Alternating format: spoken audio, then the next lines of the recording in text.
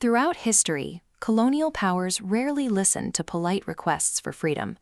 Oppressive systems usually only respond when the people decide to force the issue.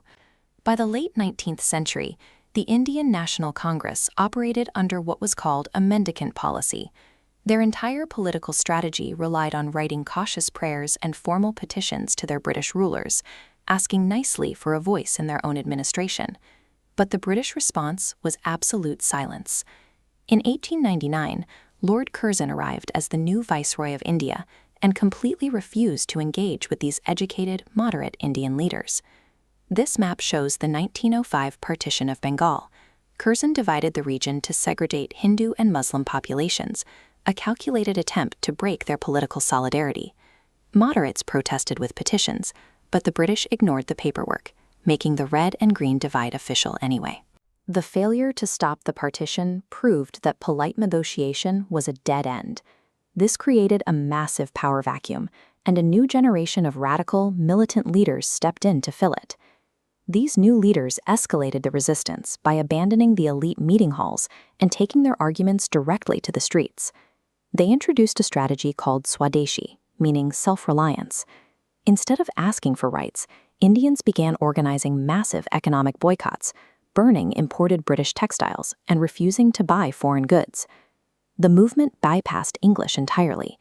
Leaders started publishing regional newspapers and delivering speeches in vernacular languages. Suddenly, workers, peasants, and women were brought directly into the political fold. Next, they moved from economic boycott to institutional sabotage. Students walked out of government-administered schools and set up alternative national colleges. In Tamil Nadu, a leader named V.O. Chidambaram took this concept to the sea. He registered the Swadeshi Steam Navigation Company, buying 2 ships to directly compete against the British maritime monopoly. By building their own schools, courts, and companies, Indians provided a tangible proof of concept. They could sustain themselves without their colonizers. The growing momentum of these tactics split the Indian National Congress in two.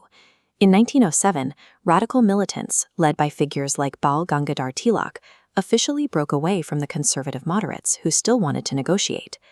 Facing an organized, self-reliant population that refused to cooperate, the British Empire panicked and abandoned any pretense of diplomacy. The colonial government enacted a series of draconian laws. They passed the Indian Press Act to confiscate printing equipment and the Public Meetings Act to criminalize nationalist gatherings. They also aggressively targeted the leadership. For making seditious speeches and organizing striking mill workers, V.O. Chidambaram was hit with a brutal 20-year life sentence. By systematically outlawing the press, banning assemblies, and locking up the organizers, the British successfully crushed the peaceful mass movement. But pushing the resistance out of the public square forced it directly into a violent underground. With peaceful avenues closed off, impatient youth formed secret societies. They decided the only way to fight a heavily armed empire was through asymmetric warfare. In Bengal, the violence reached a tipping point with the 1908 Alipore bomb case, where teenagers attempted to assassinate a notoriously cruel British magistrate. The plot failed, killing 2 bystanders instead. 18-year-old Kudi Ram Bose was arrested and hanged for the crime, an execution that instantly turned him into a martyr for the nationalist cause.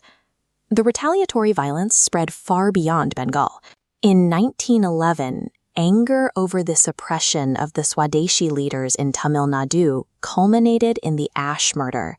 A young man named Vanchinathan shot and killed a British collector at a railway junction before turning the pistol on himself, a grim demonstration of the lengths the youth were now willing to go. By 1911, sheer military and judicial force had suppressed the revolutionary wave, yet the old relationship between the ruler and the ruled had vanished. The illusion of colonial consent was gone.